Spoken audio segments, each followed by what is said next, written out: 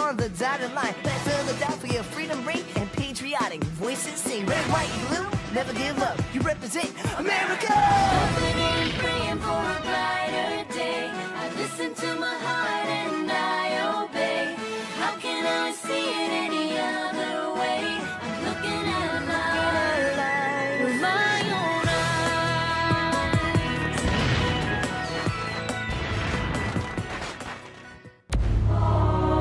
Today on Liberty's Kids. We need that money. Otherwise, I fear that the sword I now wear to defend France as our ally, I may be forced to draw against France as a British subject. The Americans know nothing of my plan to betray their fight for liberty by going behind their backs to end the war with England. General Washington sent me because he believed a soldier could explain to them that we are at the end of our tether. I've got no time to waste. I must have the French fleet dispatched.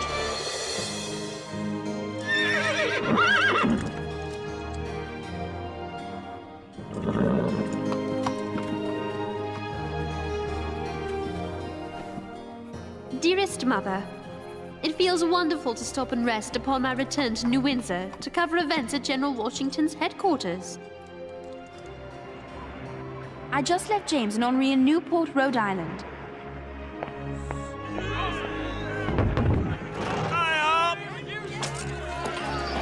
Henri is so excited that French forces have arrived. He brags that they will end the war, and soon.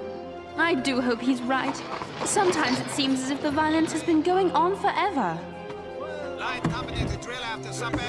James thinks he can use Henri's help speaking French when he meets General Rochambeau, the commander of the French army. He told Henri he could go with him, as long as Henri promises to behave himself.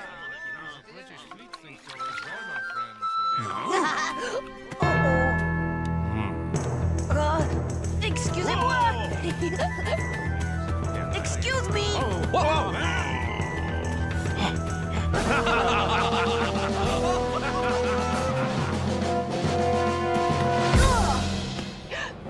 And who have we here?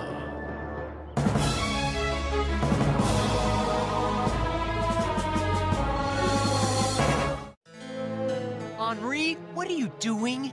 Paying tribute to the pastry of my homeland. Pas de problème. It's all right. Return to your duties. Merci! So, you are French? Oui! Is this young man a fellow journalist, James? My apprentice, and he humbly apologizes for his actions, sir. An apprentice who speaks French? Perhaps he might be interested in reporting firsthand how the British fleet has our navy blockaded in the harbor? Would I?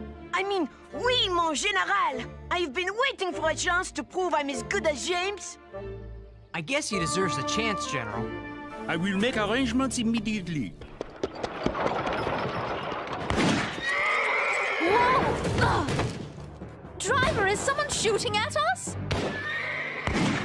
Sure looks that way, ma'am. It's a band of armed Tories. I'm Robert Shurtleff, Light Infantry, Massachusetts 4th Regiment. You best come with me to safety. Well, I'm not so sure.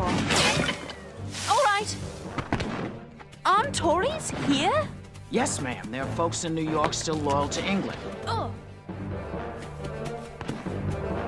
They help the British by attacking us where we don't expect it, behind our own lines. It's our job to stop them. Is that how you got that scar on your forehead? Yep, from a loyalist saber. You were cut by a sword? You don't even look old enough to shave. Shh, they're getting close.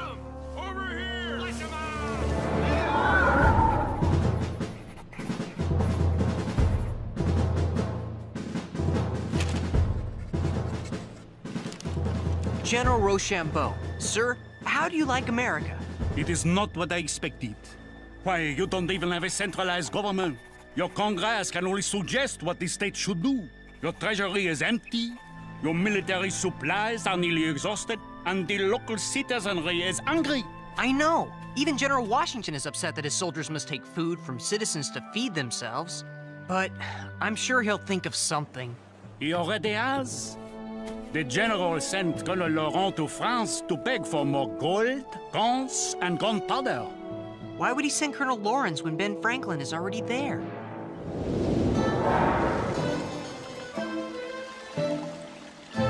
Côte de Virginie, may I present Congress's special envoy, Colonel John Lawrence of South Carolina. Bonjour, Colonel. And good day to you, sir. Dr. Franklin has told me of how unfailingly the French Foreign Minister of Finance has supported our cause.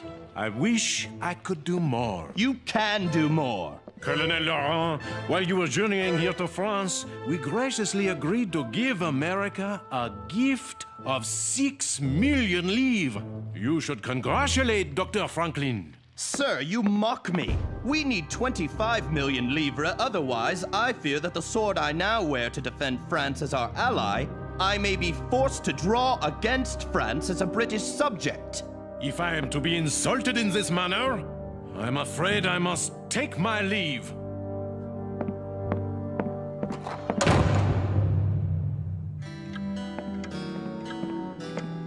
Monsieur Virgin, a message has just arrived from Chevalier de la Luzerne.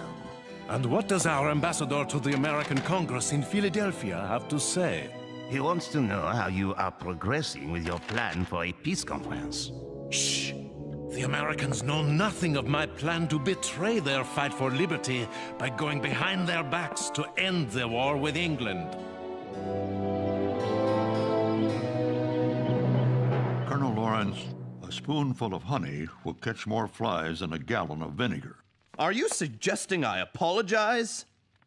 In a word, yes. I cannot. We need that money. Don't you understand? General Washington sent me because he believed a soldier could explain to them that we are at the end of our tether, and now or never our deliverance must come.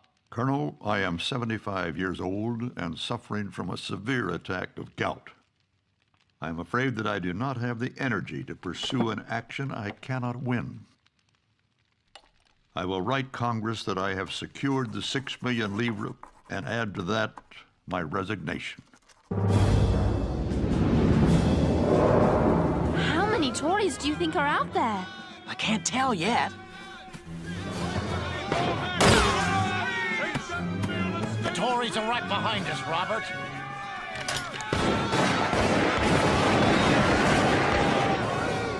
Guess we stopped them, Robert. Robert!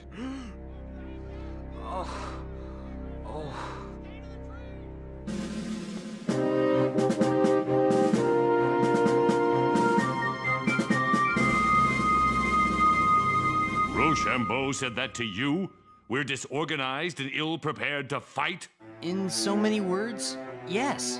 I don't understand him. He wants to send his troops south to aid Lafayette when he could join with me to retake New York City and end the war.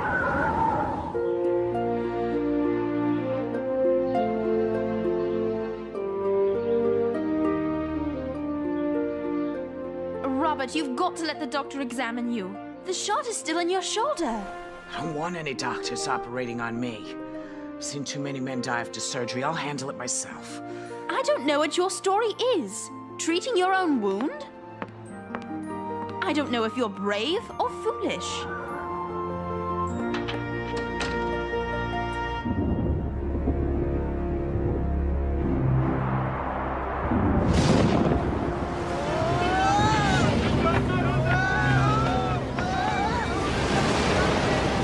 So, do the ships always rock like this? Back and forth and back and forth?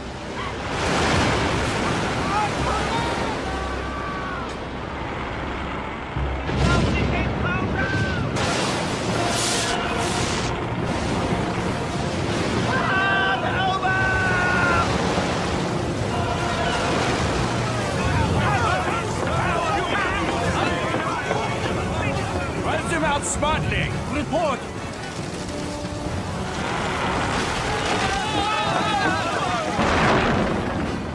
The storm is putting the English fleet out of commission.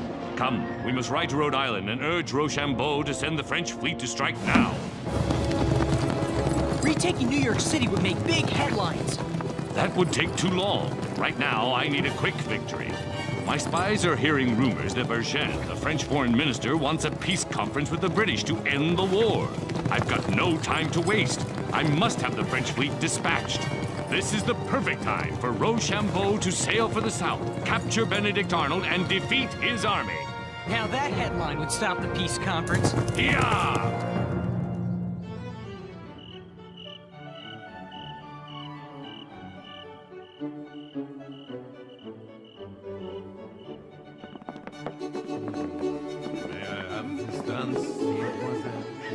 French officers are so gallant. I too am aware of the rumors that de Vergennes wishes to make peace with the British. Then why do you waste 2 days honoring me with these balls? It takes time to properly feed sheep for a successful mission.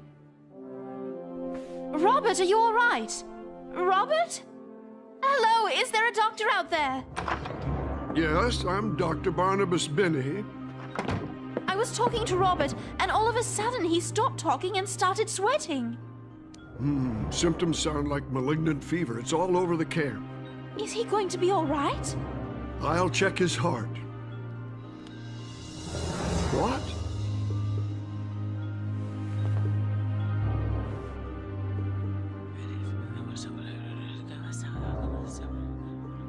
Oh, no. What is it? Is he dying? No, Robert's going to live, but how shall I say this? Robert isn't a he. He's a she. What?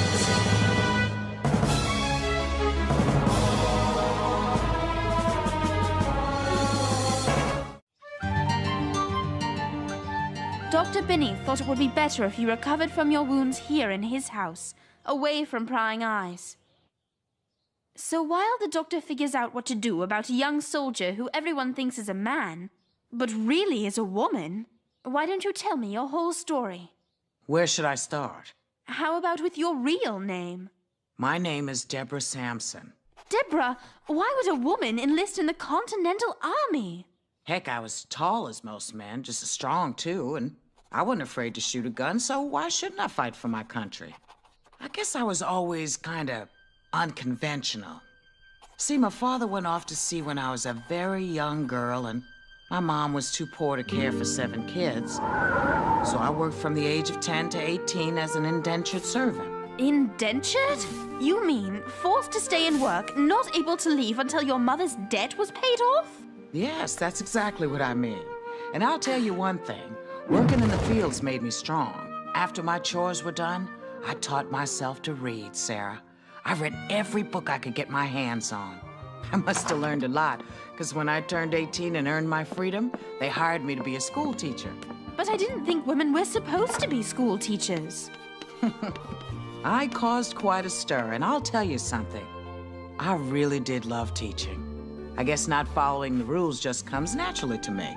And since the Army doesn't accept women, you enlisted as a man. Well, I sure tried. Timothy Thayer?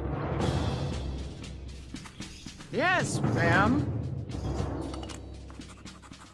The problem was, I tried to join up in my own hometown. Not the smartest thing. Timothy Thayer, huh? Well, I only know of one person in this town that holds a quill that way, because of an injured finger on her left hand. And that's the school teacher, Deborah Samson. They caught you and you tried again? Why? Well, I just turned 21 and I didn't want to just get married. And I wanted to fight for my country. To all brave, healthy, able-bodied young men. I knew the Army was hard up for soldiers, so I went to a town further away and enlisted there. How on earth did you go unnoticed by the other soldiers? It was hard. They teased me about not shaving, so...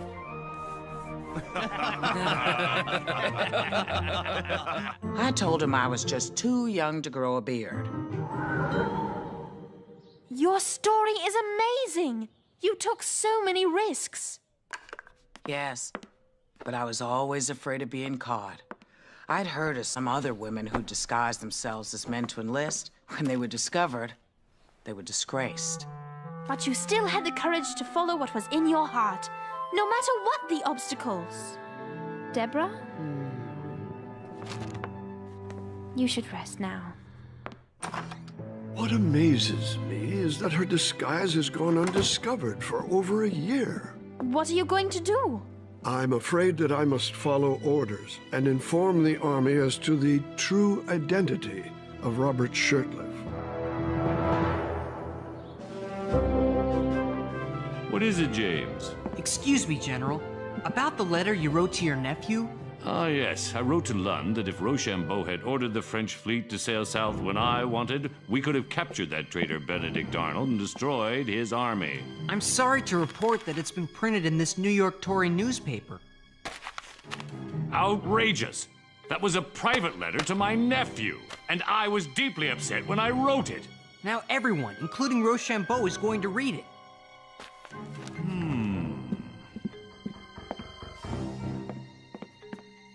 I will write Rochambeau an apology for my blunder.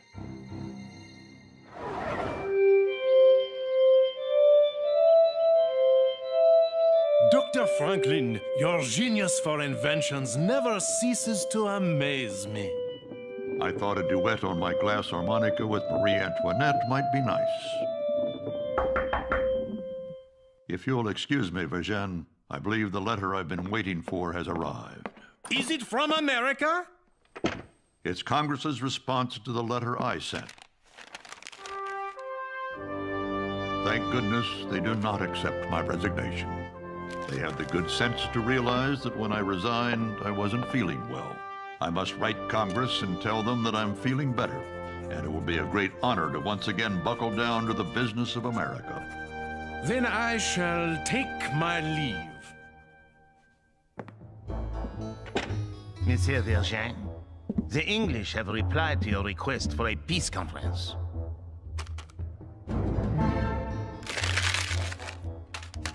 There will be no peace conference. The English refuse to attend. Why?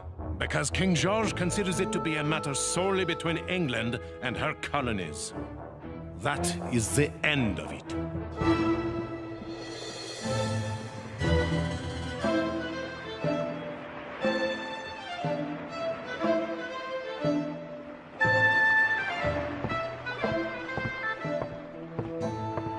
Pardon, where do the sailors sleep? You must be Henri. Follow me. I'll take you to your bunk. This is your bunk. There's someone in it. But of course, there aren't enough beds for the whole crew. So, you sleep in it when he is on watch. I can handle that. I'll be too busy as a journalist to sleep anyway. So, where do we eat? Dinner. Sacre bleu! Is this what you usually eat? No, this is better. Wait till we set sail. That's when we get the bad stuff. Let's go in there! March! 1, 2, 3, 4, 1, 2, 3, 4, 1, 2, 3, 4. So, you're sure you don't want to continue as a journalist with the French Navy? Oui. I guess you could say I don't have the stomach for it. Hey, Washington's talking to Rochambeau. Come on. Count Rochambeau, I am dearly sorry for any embarrassment I caused you with my letter. It was written in a time of distress and was meant to be private. Mon General, I received your letter of apology. Consider it a matter of no consequence. Thank you, sir, but I must persist. Have you given any further thought to my suggested plan of attack? General, I have indeed considered your plan, and am now ready to join you in an attack on General Cornwallis in New York City. Boy, Sarah missed a really good story.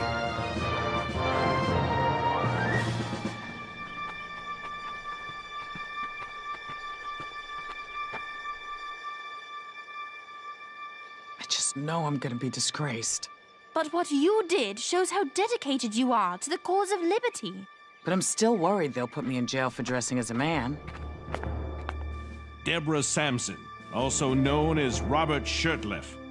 Because you impersonated a man and enlisted against military policy, Here it comes. It is my honor to note your extraordinary instance of female heroism by discharging the duties of a faithful, gallant soldier.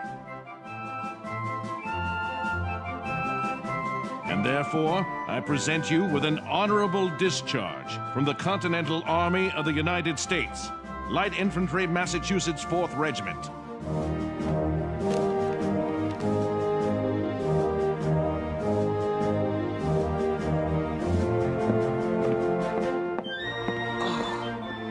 For a minute there, I thought I was in a heap of trouble. Except you showed the whole nation what you are capable of.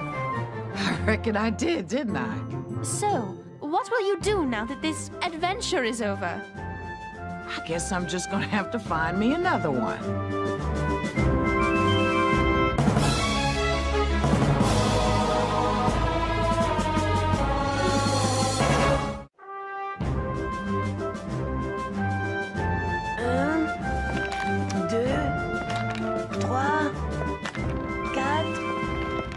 Another letter to your mother? Yes. I just had to tell her how impressed I was with Deborah Samson. I'll tell you, she impressed me, leaving that shot in her shoulder. It's more than that. She made me wonder, if a woman can find a way to serve as a soldier, why can't she enjoy the same rights of citizenship that men have? Why can't this whole country be unconventional? I mean, aren't we already rebels? Henri, what are you doing? If I couldn't be a journalist, I wanted to show you I could be a printer, all by myself. That's great. Now you could show us how you could clean up. All by yourself.